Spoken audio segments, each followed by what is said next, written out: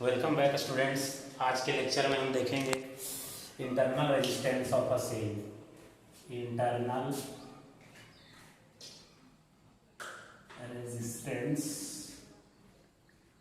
Of a cell. Cell का internal resistance क्या होता है इसमें। तो सेल के बारे में डिस्कस किया हुआ था कि सेल क्या होता है। एक इलेक्ट्रोलाइटिक वेसल होता है, उसमें इलेक्ट्रोलाइट होते हैं और वहाँ 2 इलेक्ट्रोड होगा, वहाँ पर 2 इलेक्ट्रोड्स होंगे। तो ये सेल था। अब इंटरनल रेजिस्टेंस इसे कहेंगे जब चार्ज फ्लो होगा एक इलेक्ट्रोड से दूसरे इलेक्ट्रोड तक, तब इलेक्ट्रिक करंट बनेगा।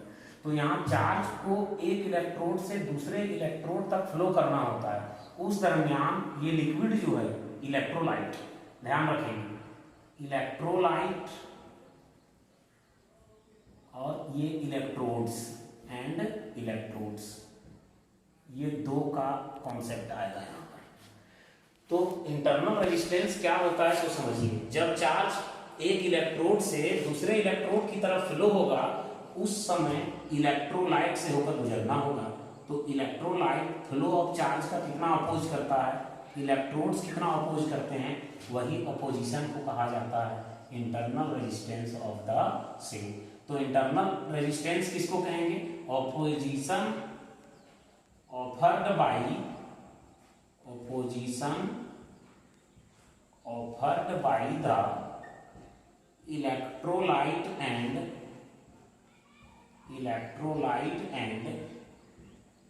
electrodes of the cell to the flow of electric charges between the two electrodes, दो इलेक्ट्रोड के बीच में इलेक्ट्रिक चार्जेस फ्लो होने के दरमियान इलेक्ट्रोलाइट और इलेक्ट्रोड्स कितना अपोज करता है, वही अपोजिशन को विद्यार्थियों हम इंटरनल रेजिस्टेंस ऑफ सेल कहते हैं। और इसको डिनोट किसे करेंगे इंटरनल रेजिस्टेंस को, it is denoted by what, small r से। इंटरनल रेजिस्टेंस को किससे डिनोट करते हैं, हम स्मॉल आर से डिनोट करते हैं। इंटरनल रेजिस्टेंस दोनों इलेक्ट्रोड के बीच का रेजिस्टेंस है ना। तो दोनों इलेक्ट्रोड के बीच का रेजिस्टेंस कहने का मतलब, मान लीजिए कि हो गया एक इलेक्ट्रोड बड़ा वाला पॉजिटिव, एक हो गया छोटा इलेक्ट्रोड ये नेगेटिव, ओके माइनस, ये दोनों के बीच ये रेजिस्टेंस, जैसे स्मॉल इस तरह करके लिखते हैं, ये हो गया internal resistance of the cell. चूंकि ये हर बार नहीं है, डिनोट करने के लिए हम ऐसे लिखते हैं, हर बार ऐसे नहीं लिखा जाता है। सर्किट में बगल में भी छाप दिया जाएगा तो कोई दिक्कत नहीं है। मान लीजिए कि आप सेल इस तरह से बनाएं, सेल आप इस तरह से बनाएं, अब बगल में यहाँ इंटरनल रेजिस्टेंस जोड़ दीजिएगा, स्मॉल आर लिख दीजिए, तो ये हो गया क्या, सेल का इंटरनल रेजिस्टेंस। नहीं तो दोनों इलेक्ट्रोड के बीच में एक्चुअली में होता है। अब हम देखेंगे कि किस पे निर्भर करता है, कौन सारे फैक्टर्स पे ये निर्भर करता है, सो देखेंगे, है ना, कि factors affecting the internal resistance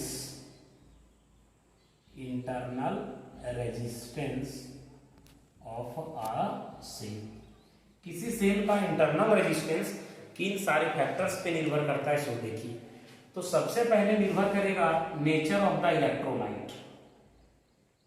सबसे पहले किस पे निर्भर करेगा, नेचर ऑफ इलेक्ट्रोलाइट। कहने का मतलब अलग अलग इलेक्ट्रोलाइट में जो होगा इंटरनल रेजिस्टेंस का वैल्यू अलग अलग होगा, ठीक। दूसरा बात में आते हैं, तो दूसरा बात में आएगा कॉन्सेंट्रेशन ऑफ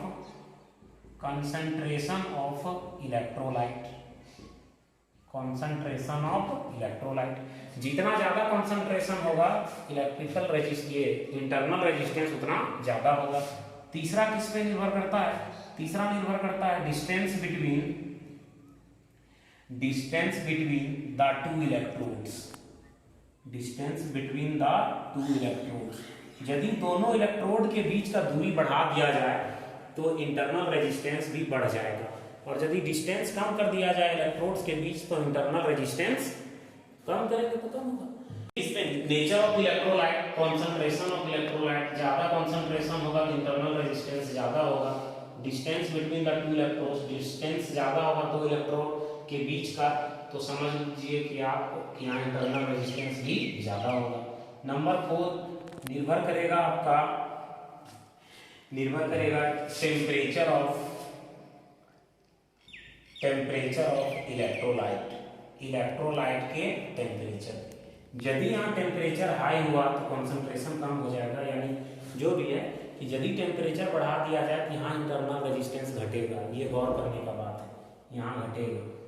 नंबर 5 की इलेक्ट्रोड जो डुबोया हुआ है उसका common area of cross section, common area of the electrodes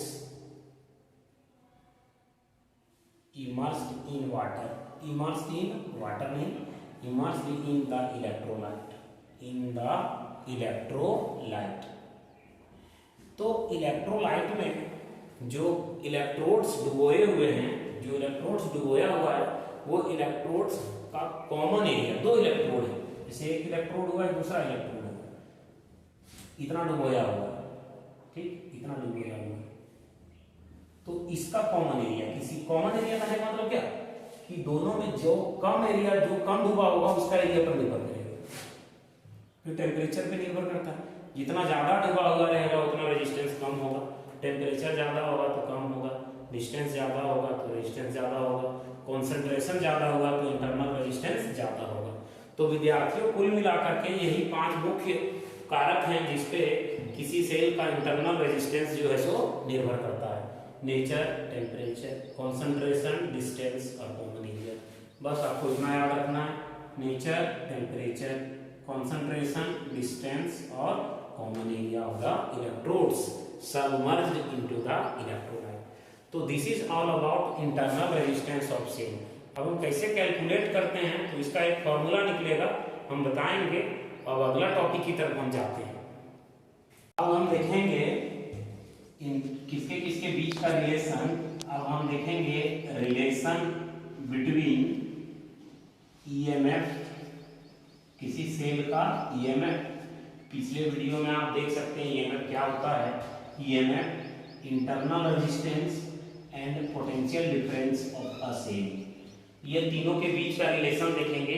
यहीं से हम इंटरनल रेजिस्टेंस का फॉर्मूला निकाल लेंगे, ईएमएफ का फॉर्मूला निकल आएगा, वोल्टेज, ये तीनों के बीच का रिलेशन निकालना है। तो रिलेशन निकालने के लिए क्या करना होगा, ईएमएफ सर्किट में कब होता है, ये सेल का कब होता है, जब करंट ड्रॉ नहीं किया जा रहा है तब, और जब सेल से करंट ड्रॉ हो रहा है तब वहाँ पोटेंशियल डिफरेंस वोल्टेज कहलाएगा, या टर्मिनल पोटेंशियल डिफरेंस भी कहते हैं इसको। अब देखिए दो सेल पहले देखिए आप, एक हो गया एक सेल और ये रहा इसका इंटरनल रेजिस्टेंस, ठीक। फिर एक सेल और इंटरनल रेजिस्टेंस। जब सर्किट ओपन रखा जाएगा तब सेल का जो वोल्टेज होगा वो ईएमएफ कहलाएगा, जब ओपन रखेंगे सर्किट का। जब क्लोज करेंगे यही सेल का जो वोल्टेज होगा वो वोल्टेज कहलाएगा। तो पहले क्या करें, इसको हम सर्किट में लिया जाए इसको, तो सर्किट में हम ले लेते हैं। सर्किट में लिए एक्सटर्नल रेजिस्टेंस भी जोड़ना जरूरी है सर्किट में, तो एक्सटर्नल रेजिस्टेंस हमने जोड़ दिया। लीजिए ये क्लोज सर्किट रखना नहीं है, इसको हमने ओपन कर दिया। क्यों नहीं रखना है, क्योंकि यहाँ से हमको ईएमएफ निकालना है। ये हो गया की, ठीक। ये कॉम्बिनेशन सेल कहलाएगा, देख रहे हैं ना, ये सेल कहलाएगा, ये सेल और इंटरनल रेजिस्टेंस आर, और ये रेजिस्टेंस एक्सटर्नल रेजिस्टेंस कितना, कैपिटल आर। जब ये ओपन है, ये सर्किट ओपन है तो करंट तो यहाँ से फ्लो करना नहीं है। अब इसमें आइए, अब आप इसमें आइए, इसमें देखिए क्या सो, यहाँ भी की लगाया जाए, एक एक्सटर्नल रजिस्टर जोड़िए, जोड़ दिए एक्सटर्नल रजिस्टर आर, ये की हो गया, ये हो गया आर। अब ये सेल कहलाया यहाँ पर, ये सेल हो गया। ये की जो है इसको क्लोज कर देते हैं।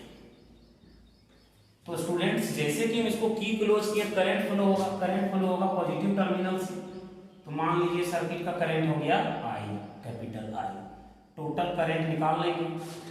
अब हमको दोनों सर्किट को ध्यान से चले, ये ओपन सर्किट हो गया, ये हो गया ओपन सर्किट और ये हो गया close circuit. Closed circuit current flow करेगा इसमें, इसमें तो करंट फ्लो नहीं करेगा। अब देख पा रहे हैं हम कि यहाँ वोल्टेज नापना है सेल का, ईएमएफ नापना है यहाँ। तो क्या करें आप यहाँ से, क्या करें कि ये सेल यहाँ तक दिए है ना, ये सेल है, सिंबल दिए हैं, तो यहाँ से क्या करें आप, एक वोल्ट मीटर या जो भी वोल्टेज नापने डिवाइस होता है, मल्टीमीटर वाला भी काम कर सकते हैं आप, जोड़ दिए।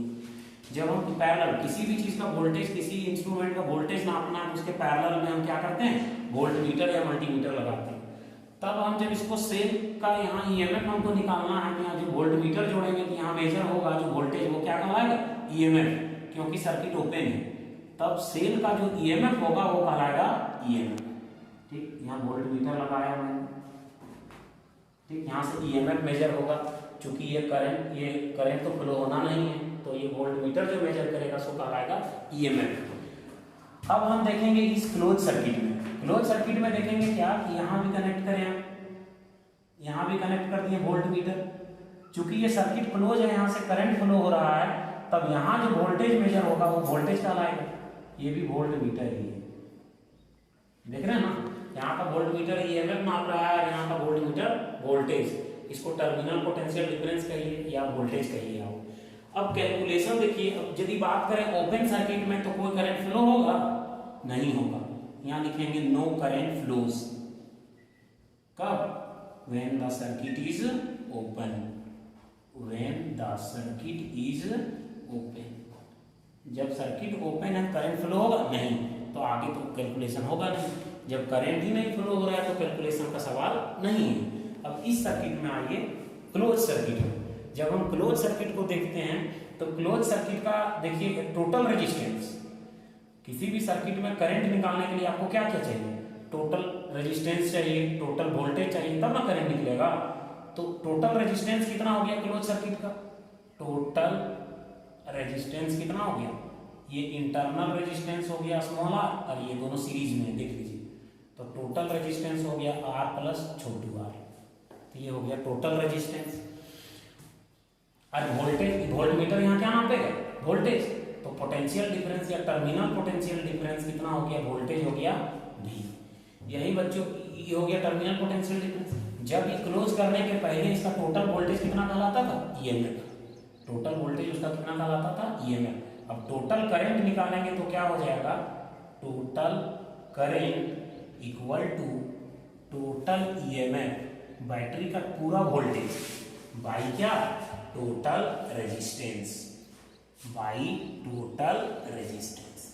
तो टोटल करंट को हम आई लिख रहे हैं, और टोटल ईएमएफ, बैटरी का मैक्सिमम वोल्टेज क्या कहलाता है, ईएमएफ, और टोटल रेजिस्टेंस कितना निकला, आर प्लस ये स्मॉल आर है छोटू आर से। तो यहाँ करंट निकाल के ले आए हम कितना, आई बराबर EMF by R plus R. तो सर्किट जब ओपन है तब करंट फ्लो नहीं हो रहा है, तो यहाँ का वोल्टमीटर ईएमएफ मेजर करेगा, और जब सर्किट हम क्लोज कर दिए तब यहाँ का वोल्टमीटर वोल्टेज नाप रहा है। टोटल करंट बराबर हो गया टोटल ईएमएफ, बैटरी का मैक्सिमम वोल्टेज, और सर्किट का टोटल रेजिस्टेंस, करंट बराबर total voltage by total resistance. अब हम इसको आगे डील करें तो आगे डील करते हैं तो क्या होगा, देखिए ये हो जाएगा आपका ईएमएफ इक्वल टू क्या हो जाएगा, आई इंटू आर प्लस छोटू आर, ये हो गया EMF equal to I R plus I छोटू आर। अब हम ओम का नियम से क्या पढ़े, फ्रॉम ओम्स लॉ। यदि हम ओम के नियम में जाएं, ओम के नियम में क्या पढ़े, V equal to I R, इसको मान लीजिए 1। अब कहाँ लौट जाएं, फ्रॉम 1। अब क्यों 1, देखिए ये आई आर दिख रहा है ना, यहाँ वोल्टेज हमको लिखना है इसलिए। तो आप रिजल्ट देख पा रहे हैं, ये हो गया ईएमएफ, और ये क्या हो जाएगा, यहाँ से देखिए V बराबर आएगा, तो इसके जगह हम लिखेंगे V सर्किट का वोल्टेज प्लस आई आर। यदि आपको V निकालना है वोल्टेज तो V निकालिएगा, तो V बराबर हो जाएगा ईएमएफ माइनस आई आर। तो विद्यार्थियों ये करंट पॉइंट ऑफ व्यू से बहुत ही इंपॉर्टेंट रिलेशन है। एग्जाम्स में चाहे जैक बोर्ड का एग्जाम हो या सीबीएसई बोर्ड का एग्जाम हो, ऑब्जेक्टिव में एक सवाल रहता है इससे न्यूमेरिकल्स भी रहते हैं, उल्टा सीधा कर देता है। एक बात और, यदि आप कंपटीशन लेवल के न्यूमेरिकल्स करोगे तो उस सिचुएशन में जब बैटरी चार्ज किया जा रहा होगा या सेल चार्ज किया जा रहा होगा, उस समय ये रिलेशन में प्लस आएगा। जब तब बताए थे पिछले लेक्चर में मैंने कि ईएमएफ जो होता है हमेशा वोल्टेज से बड़ा होता है, लेकिन एक केस में वोल्टेज ईएमएफ से बड़ा हो जाता है। वो केस मैंने बताया था जब बैटरी चार्ज हो रहा होता है तब। जब बैटरी चार्ज हो रहा होगा तब यही फॉर्मूला रहेगा, बस वहां प्लस लग जाएगा, अदरवाइज ये फॉर्मूला है। कभी कभी एग्जाम में पूछ देगा कि ईएमएफ जो होता है वो वोल्टेज से बड़ा होता है, प्रूफ करें, तो आपको यही रिलेशन निकाल के दिखाना होगा। देखिए वोल्टेज बड़ा है, सॉरी यहाँ ईएमएफ बड़ा है, ईएमएफ बड़ा है, समझे। यदि हम इंटरनल रेजिस्टेंस निकालना चाहें तो इंटरनल रेजिस्टेंस कैसे निकालेंगे हम? इंटरनल अभी मैंने रिलेशन में क्या देखा, अभी हमने रिलेशन में देखा I equal to EMF by R plus small r। हमको निकालना क्या है? Find internal resistance of the cell. यदि इंटरनल रेजिस्टेंस का फॉर्मूला कैलकुलेट करना चाहो तो यहां से आप आइए, यहां से हम कैलकुलेट कर सकते हैं। तो ये हो गया। अब ओम का नियम जाएंगे, from Ohm's law, from Ohm's law. Ohm का नियम में हमने क्या पढ़ा है? V equal to I R, ये हो गया V, ये हो गया टोटल करेंट। करेंट का रिलेशन क्या आया है? ईएमएफ बाई आर प्लस छोटू आर इंटू आर। अब क्या करें, हमको निकालना है स्मॉल आर, ध्यान रहिए। तो ये टर्म को इधर ले आए, इधर जब हम ले आएंगे या जो भी हो, यहाँ स्मॉल आर हम निकालने की कोशिश करेंगे। तो आई का वैल्यू तो दिया मैंने पुट कर। अब क्या करें, अब यदि इधर लाएंगे तो ये क्या होगा? इससे गुना हो जाएगा, ये हो जाएगा आपका क्या? ये हो जाएगा V R plus V small r equal to EMF R. ये रिलेशन हो गया। अब स्मॉल आर चूंकि निकालना है तो आप क्या करेंगे, स्मॉल आर निकालना है तो ये वी आर को उधर भेज देंगे। ये हो गया V small r equal to EMF R minus voltage और आर। तो वी आर इक्वल टू क्या हो गया? EMF minus V into R. यदि आप स्मॉल आर निकालेंगे तो वोल्टेज आके भाग लग जाएगा, यहाँ हो जाएगा EMF by voltage, voltage by voltage minus R. फिर देखिए अब आगे इसको ले आइए, तो ये आर है, इधर हो गया क्या? EMF by E by V minus 1 into R. तो इंटरनल रेजिस्टेंस किसी सेल का आपको निकालना है तो सर्किट में आपको जानना होगा कि एक्सटर्नल रेजिस्टेंस क्या है, ईएमएफ क्या है और टर्मिनल पोटेंशियल डिफरेंस क्या है। ये हो गया क्या? This is the required expression, this is the required expression for internal resistance, for internal resistance of a cell. तो आप यहां कुल मिलाकर दो रिलेशन हमने देखा। रिलेशन क्या देखा? V बराबर ईएमएफ माइनस आई आर, एक ये स्मॉल आर था रेदर, ये हमने देखा। ये रिलेशन हो गया किसके किसके बीच? Terminal potential difference, EMF, current और internal resistance of a cell. फिर मैंने रिलेशन में क्या निकाला? इंटरनल रेजिस्टेंस इक्वल टू क्या आया? EMF by terminal potential difference minus 1 into R. तो इसे आप एक बार फिर से रिवाइज करके देख सकते हैं, समझ सकते हैं। बहुत आसान है और बहुत काम का टॉपिक है। तो आज के लेक्चर में इतना ही रहेगा। वीडियो के अंत तक बने रहने के लिए धन्यवाद। नेक्स्ट लेक्चर में किरचॉफ्स लॉ करेंगे। धन्यवाद।